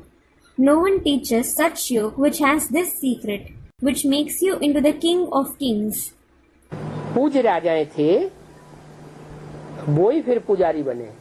The worship-worthy kings themselves became worshippers. कैसे? How? पूज्य कब थे? When were they worship-worthy? पूजनीय कब थे? When were they worship-worthy? जब आत्मिक स्थिति वाले थे तो पूज्य थे, स्वस्थिति में स्थित थे, देवता थे, स्वर्ग में थे तो पूज्य थे। When they were the ones with the soul conscious stage, they were worship-worthy. When they were in the stage of the self, when they were deities, when they were in heaven, they were worship-worthy. फिर द्वापर युग में क्या करते हैं? Then, what do they do in the copper age? द्वापर युग में स्वर्ग तो होता ही नहीं, There isn't heaven in the copper age at all. आत्मिक स्थिति किसी की होती नहीं, तो क्या करते हैं? No one has the soul conscious stage. So, what do they do? वो ही देवताएं जो पूज्य थे, आत्मिक स्थिति वाले थे, स्वस्थिति वाले थे, वो परचिंतन में आ जाते हैं। Those very deities who are worship-worthy, the ones with the soul conscious stage, the stage of the self, they indulge in parchintan, that is thinking about others. पर से प्रभावित हो जाते हैं। They get influenced by others. किससे प्रभावित हो जाते हैं? Who are they influenced by? Ravan देहधारी गुरुओं से प्रभावित हो जाते हैं। They get influenced by Ravan, the bodily gurus. जब प्रभावित हो जाते हैं तो जड़ मूर्तियों की पूजा करते हैं। When they get influenced, they worship the non-living idols. तो बाप कहते हैं बच्चे अच्छी रीति पुरुषार्थ करो। So the father says, children, make purusharth nicely.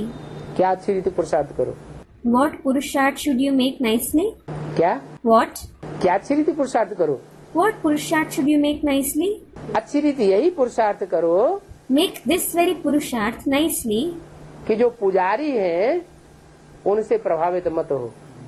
that don't be influenced by the worshippers. किससे प्रभावित हो? By whom should you be influenced? हैं? जो सदैव ही पूज्य था। The one who is always worship worthy. सदैव पूज्य कौन होता है? Who is always worship worthy? Students, Shiv Baba. Shiv बाबा षष्ठी पर सदा कायम है। Is Shiv Baba always present in this world? ये कभी कायम है कभी नहीं कायम है। Or is he present sometimes and absent sometimes? Students, he is always present. इस षष्ठी पर सदा कायम सदा कायम कहाँ है? He is always present in this world. How is he always present? वो तो 2500 साल परमधाम में रहता है। He certainly resides in the supreme abode for 2500 years. Student comments. हाँ, जो परमधाम में रहता है वो शिव बाबा नहीं है। Yes, the one who resides in the supreme abode isn't Shiv Baba. वो है शिव बाप। He is the Father Shiv. लेकिन जिस साकार में प्रवेश करते हैं वो है शिव बाबा। But the corporeal one whom he enters is Shiv Baba. और वो शिव बाबा कभी विधर्मियों के प्रभाव में आता नहीं है। And that Shiv Baba never comes under the influence of the Vidharmis. बल प्रभाव में नहीं आता है फिर भी संग का रंग लगता है या नहीं लगता है? Though he doesn't come under their influence, is he colored by their company or not? संग का रंग तो लगता है। He is certainly colored by their company. तो आखिरी जन्म में क्या बन जाता है? So, what does he become in his last birth? मुसलमान बन जाता है, क्रिश्चियन बन जाता है, बौद्धी बन जाता है, क्या बन जाता है? Does he become a Muslim, a Christian, a Buddhist, or what? What does he become? वो कोई को नहीं मानता। He doesn't believe in anyone. क्या What? मानेंगे तो एक सनातन धर्म को मानेंगे और नहीं मानेंगे तो किसी को नहीं मानेंगे, नास्तिक बन जाता है। If he has to believe, he will believe in the one ancient religion. And if he doesn't believe, he won't believe in anyone. He becomes an atheist. इसी मुरली में बोला है भारत इस समय पूरा नास्तिक है। This is why it has been said in a Murli, Bharat is completely atheist at this time. 100% नास्तिक है। नास्तिक माने He is 100% atheist. What does atheist mean? जो किसी को न माने, किसी साकार को माने ही नहीं। The one who doesn't believe in anyone. He doesn't believe in any corporeal one at all. माने It means तो सबसे बड़ा अहंकारी हुआ ना। he is the most egotistic person, isn't he? है सबसे बड़ा देह अहंकारी हुआ क्या सबसे बड़ा आत्माभिमानी हुआ? Is he the one with the biggest bodily ego or is he the biggest soul conscious one? सबसे बड़ा देह अहंकारी हुआ। He is the one with the biggest bodily ego. अब ड्रामा देखो कैसा बना हुआ है। And look how the drama is made. जो सबसे बड़ा दुनिया का देह अहंकारी उसी में विदेही आके प्रवेश करता है। The one who has the biggest bodily ego in the world, the Videhi, that is the one without a body, comes and enters him alone. है बहुत चालाक He is certainly very clever. कि इस मुट्ठे को कंट्रोल कर लेंगे तो सारी दुनिया कंट्रोल हो जाएगी। He knows if he controls this obstinate one, the entire world will come under control. अच्छा अच्छा, सबसे ऊंचा निरहंकारी और सबसे फिर दुनिया का सबसे बड़ा अहंकारी Ahmedabadi. Student, he is the highest in being egoless and he is the most egotistic person in the world. He is Ahmedabadi. बाप कहते हैं अच्छी रीति पुरुषार्थ करो। The father says, make Purusharth nicely. दैवी गुण धारण करो। क्या? Assimilate the divine virtues. What? अच्छी रीति पुरुषार्थ करने का क्या मतलब हुआ? What does making Purusharth nicely mean? कि जो देवताएं थे स्वर्ग में स्वस्थिति में वाले थे, उनका जो मूल गुण है उसको धारण करो। The deities who are present in heaven, the ones with the stage of the self, assimilate their main virtue. बल खाओ पियो। You may eat and drink. है? खाने पीने के लिए मना नहीं है कि तुम व्रत उपवास करना शुरू कर दो, जैसे भक्ति मार्ग में करते आए। You aren't prohibited from eating and drinking that you start keeping fasts like you have been doing in the path of bhakti. बल खाओ पियो। You may eat and drink. Srinath दरबार में जाओ। क्या? You may go to the Srinath Darbar. What? तुम्हें श्रीनाथ दरबार अच्छा लगता है या जगन्नाथ दरबार अच्छा लगता है? Do you like the Srinath Darbar or the Jagannath Darbar? हाँ? Students, the Jagannath Darbar. Jagannath दरबार अच्छा लगता है। Do you like the Jagannath Darbar? Srinath दरबार में तो मालपुआ मिलते हैं। You receive Malpua, that is an Indian sweet, in Srinath Darbar. है? नहीं, वहाँ मिलते तो हैं, लेकिन पैसे वालों को मिलते हैं। Student comments. No, they certainly receive them there, but the ones with money receive it. वहाँ भोग दिया जाता है पैसे वालों को। The bhog is given to the wealthy ones there. मुफ्त में कुछ भी नहीं मिलता। You won't get anything free. Srinath द्वारे में जाओ, देखो वहाँ घी के माल मिलते हैं और ढेर के ढेर भी मिलते हैं। Go to the Srinath Dwar. Look, you get delicacies made from ghee there. You get them aplenty. घी के कुएं बने हुए हैं।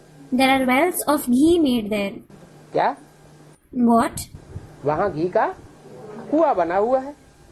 There is a well of ghee made there. वो फिर खाते कौन है? जो घी का कुआं बना हुआ है, घी के माल बनते हैं, खाते कौन है? Then who eat them? Who eat out the well of ghee that is made, the delicacies of ghee that are made there? है? जो वहाँ के पंडे पुजारी हैं, वो घी के बने हुए माल खाते हैं। The guides and worshippers there eat the delicacies made of ghee. Public को क्या देते हैं? What do they give the public? हैं? पब्लिक को कहेंगे पैसा लाओ, तो जितना दोगे उतना तुमको बढ़िया और ज्यादा माल मिल जाएगा। They tell the public, bring money. The more you give money, the nicer and more delicacies you will get. 30/12/67 की वाणी का दूसरा page. It is the second page of the Vani dated 30/12/1967. Srinath और जगन्नाथ हैं दोनों काले।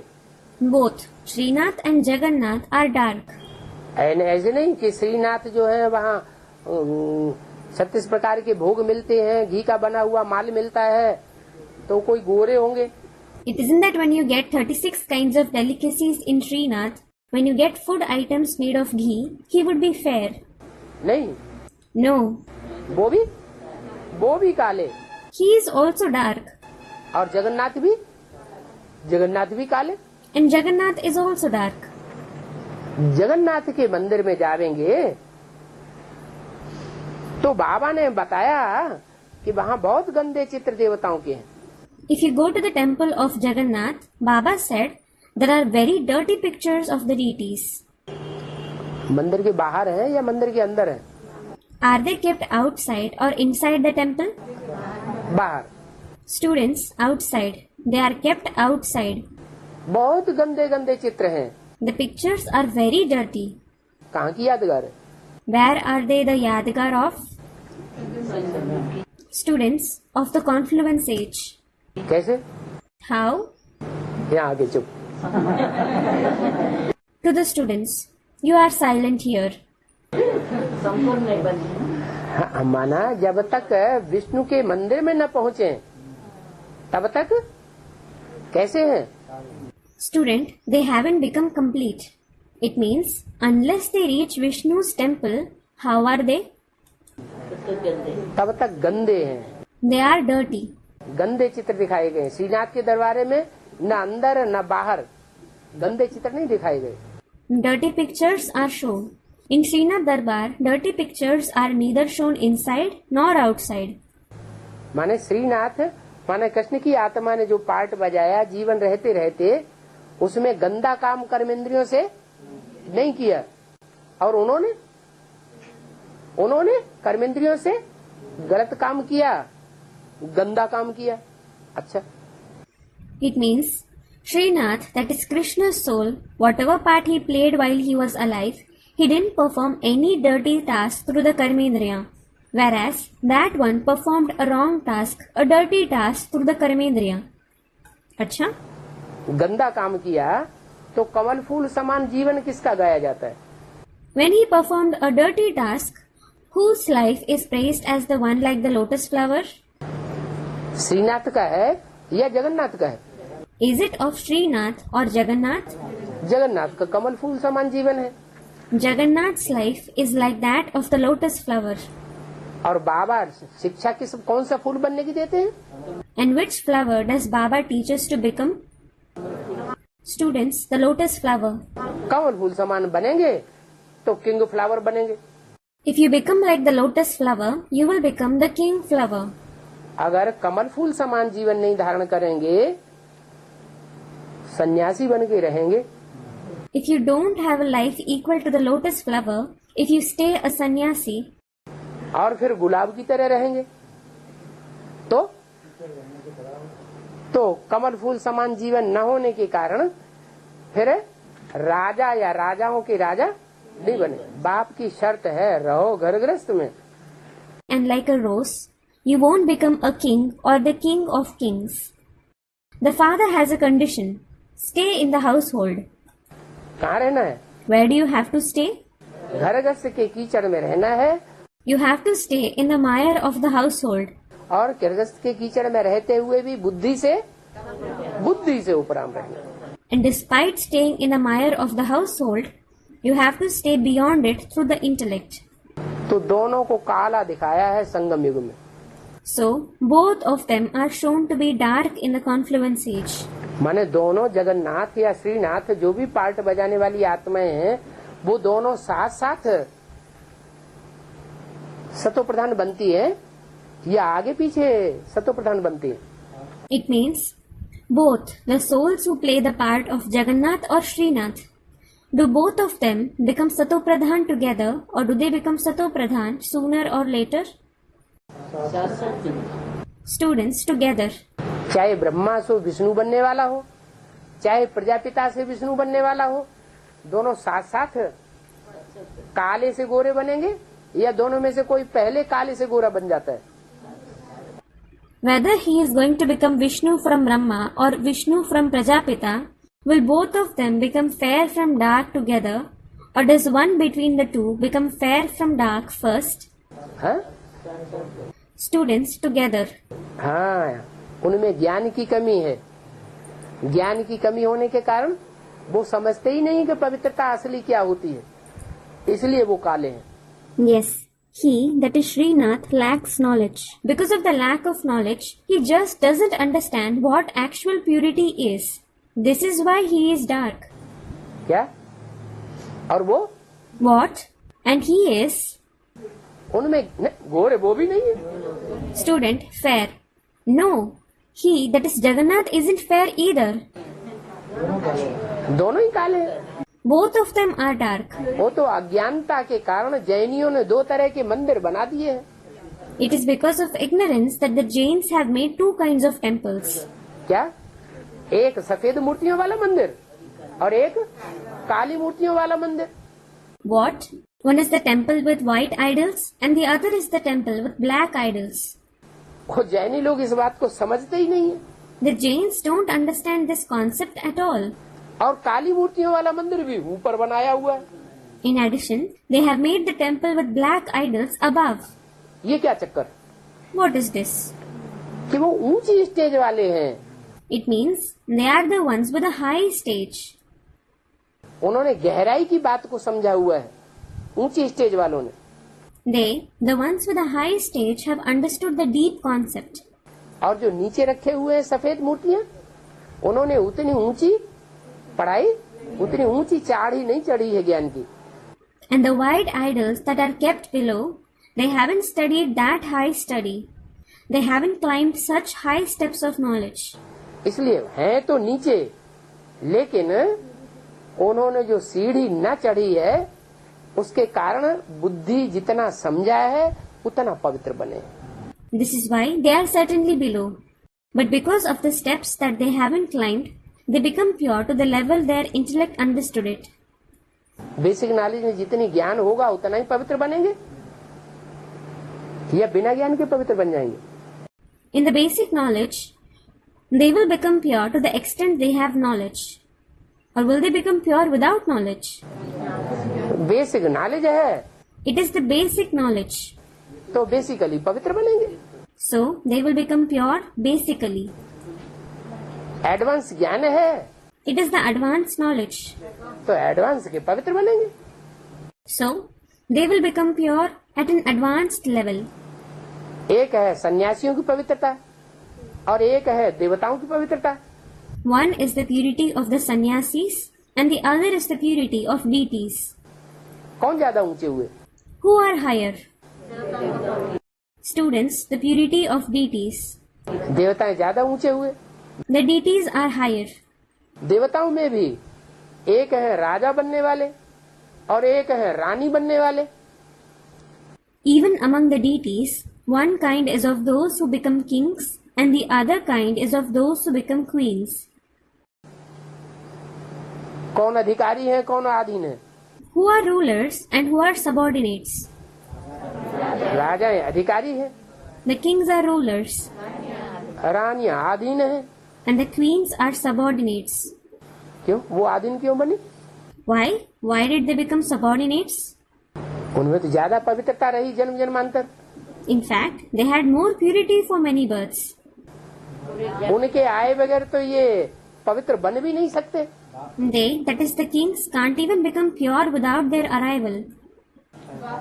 हाँ, उनको बाप की पहचान नहीं होती। Student, they don't have the father's identification. Yes, they don't have the father's identification. तो सबसे बड़ी उपलब्धि क्या हुई? So, what is the greatest accomplishment? बाप की पहचान। The father's identification. अम्मा को तो पहचान लिया। They certainly recognized the mother. रानियों ने किसको पहचान लिया? Whom did the queens recognize? बच्चियां जो घर में पैदा होती हैं वो किसकी तरफ जाती हैं? The daughters who are born in a house. Who do they follow? वो अम्मा की तरफ जाती हैं। Students, the mother. They follow the mother. और बच्चा? And what about the son? बच्चा बाप की तरफ जाता है। The son follows the father. ये दो हैं, So, there are two groups.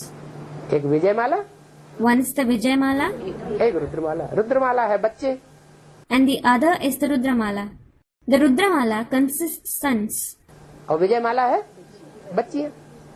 and the Vijayamala consists daughters. बच्चियां बनती हैं रानी The daughters become queens और रुद्रमाला के बच्चे बनते हैं राजा। and the sons of the Rudramala become kings. सारा फाउंडेशन यहाँ से पड़ा हुआ है। Every foundation is laid here. तो जगन्नाथ के मंदिर में बहुत गंदे चित्र लगे हुए हैं। So very dirty pictures are kept in the temple of Jagannath. हैं तो दोनों काले। Both of them are certainly dark. Srinath को भी काला दिखाते हैं और जगन्नाथ को भी काला दिखाते हैं, लेकिन बहुत गंदा किसको दिखाते हैं? Srinath as well as Jagannath are shown dark. However, who is shown to be very dirty? Jagannath के मंदिर को जो यादगार मंदिर बनाया हुआ है, उसमें बाहर जो मूर्तियां रखी हुई हैं, वो बहुत गंदी दिखाते हैं। The Yadgar temple of Jagannath that is built, the idols that are kept outside it, they are shown very dirty. दिखाने वाले कौन है? Who are the ones who show them? है? ज्ञानी आत्माएं हैं या अज्ञानी आत्माएं? Are they knowledgeable souls or ignorant souls? Students, the ignorant souls. वो भगत ही तो है। They are certainly devotees. उन भक्तों ने ज्ञान की गहराई को नहीं समझा है, तो न समझने के कारण उनको गंदा दिखा दिया है। Those devotees didn't understand the depth of knowledge. So, because of not understanding it, they have shown them dirty. और श्रीनाथ के मंदिर में जो मूर्तियां रखी हैं, उनको सुंदर दिखा दिया है। And the idols kept in the Srinath temple are shown to be beautiful. अभी वह चित्र हैं या गवर्नमेंट ने बंद कर दिए हैं, ये कोई जा करके देखे। Someone should go and see whether those pictures are present now or the government has banned them. बाबा को संशय आता है। Baba has doubts. जाए करके देखे। Someone should go and see there. कलकत्ते के नजदीक है Cuttack. There is Katak near Kolkata. क्या है? उसी तरफ जगन्नाथ भी है, उसी तरफ कटक भी है। What? The Jagannath temple as well as Katak are that very side. देख करके आवेंगे। We will visit them. वहाँ कोणार्क का मंदिर भी है, वहाँ और ही गंदे गंदे चित्र बने हुए हैं। देख करके आवेंगे, सर्विस भी करके आवेंगे। There is the Konark temple there too. The pictures there are dirtier. We will visit them and also do service. कलकत्ते वाले को ही डायरेक्शन मिलती है क्या? Those from Kolkata themselves receive the direction. What? Direction भी किसको मिलती है? Who receive the direction to? जो कलकत्ते वाले हैं, कलह क्लेश इकट्ठा करने वाले हैं, उनको ये डायरेक्शन मिलती है क्या? Those from Kolkata, those who remove disputes and distress, they receive this direction. कि वहाँ कोणार्क के मंदिर में जावे और उनकी सेवा करके आवे। What? Go there to the Konark temple and do their service. वहाँ चावल का हंडा बनाते हैं। They keep a pot of rice there. कहाँ? जगन्नाथ मंदिर में पकाते किसको हैं? In the temple of Jagannath, what do they cook? चावल पकाते हैं। They cook rice. माना बेसिक नॉलेज लेकर के जो बिंदु की याद में टिकते हैं और बेसिकली पास हो जाते हैं, आत्मिक स्थिति में टिक जाते हैं, उनकी आत्माओं को पकाया, आत्मा रूपी चावलों को पकाया जाता है। It means those who stabilize in the remembrance of the point after taking the basic knowledge and who pass basically, who stabilize in the soul conscious stage, their rice like souls are cooked. आत्मा रूपी चावल बना माने basically उनकी आत्मा की cut, देवहानि की basically cut उतर जाती है, वो डायरेक्ट बाप से सीखते हैं। If they become the rice like souls, it means the rust of body consciousness of their soul is basically removed. Then they learn directly from the Father. जब डायरेक्ट बाप से सीखते हैं तो फिर बाप उनको योगाग्नि में डालते हैं। When they learn directly from the Father puts them in the fire of remembrance. योगाग्नि का हंडा चढ़ाया गया, उसमें वो चावल पकते हैं। The pot was kept on the fire of remembrance and the rice gets cooked in it. जो पक जाने से 4 भाग हो जाती है। When it is cooked, it gets divided into 4 parts. जो चावलों का हंडा जब पूरा पक जाता है तो 4 भागों में फट जाता है। When that pot full of rice is cooked completely, it gets split into 4 parts. माना जब एडवांस पार्टी शुरू होती है तो शुरुआत में जिनको ये एडवांस ज्ञान मिलता है वो कितने होते हैं? 4 ही होते हैं बीज रूप आत्मा। It means when the advanced party begins, those who receive this advanced knowledge in the beginning, how many are they? They are certainly 4 seed form souls. वो 4 धर्म की 4 बीज रूप आत्माएं होती हैं, लेकिन उस समय होती हैं अधूरी, न पकी हुई, कच्ची है कि ज्ञान में पक्की होती हैं। Those are the 4 seed form souls of 4 religions. However, they are incomplete, uncooked, weak then. Or are they firm in knowledge? वो कच्ची होती है। They are weak. फिर जिन्होंने कच्चा ज्ञान लिया, जिन्होंने पक्का ज्ञान लिया, कौन नंबर 1, कौन नंबर 2, 3, 4, चौथे नंबर का पुरुषार्थ किसने किया, अव्वल नंबर का पुरुषार्थ किसने किया, और 4 भाग हो जाते हैं चावलों में। Then it is known who took the incomplete knowledge, who took the complete knowledge, who is number 1, who is number 2, who is number 3 and 4. Who made Purusharth at the 4th number? Who made Purusharth at the 1st number? The rice gets divided into 4 parts. क्या? What? मुख्य धर्म कितने हैं? How many are the main religions? 4 मुख्य धर्म है, बाकी तो उनके सहयोगी धर्म है। There are 4 main religions. Others are certainly their supporting religions. तो 4 भाग हो जाते हैं। So, there are 4 parts. सिर्फ चावल का ही भोग लगता है। Just the bhog of rice is offered. क्या? What? घी का भोग? घी के बने हुए मालपुओं का भोग नहीं लगता। The bhog of ghee, the sweets made of ghee aren't offered. क्योंकि अभी साधारण है ना, It is because he is ordinary now, isn't he? इसलिए चावल का भोग लगता है। This is why the bhog of rice is offered. हाँ, हैं? हाँ, Student, Baba, they cook the rice in 7 pots together in Jagannath. पकाते हैं। हाँ, तो ऊपर की हंडी में पहले पक जाता है। क्यों? They cook it. So, the rice in the topmost pot gets cooked first. Why? और 7 नारायण है ना।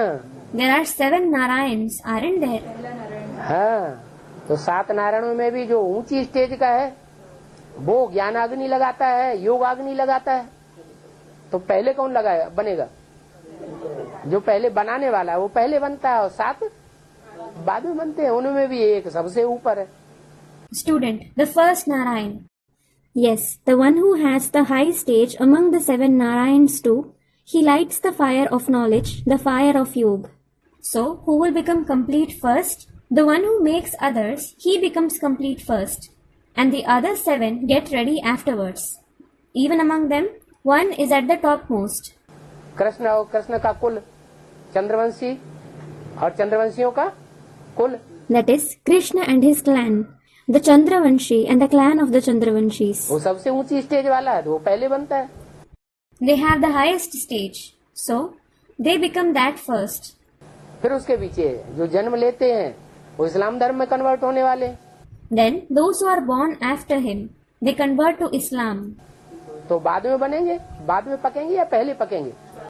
So, will they get cooked, that is become firm later or first? वो बाद में पकेंगे। जो सबसे नीचे वाली अंडी है और सबसे बाद में पकती फड्डी। They will get cooked later. The pot which is at the bottom, it gets cooked last. और And Om Shanti. Om Shanti.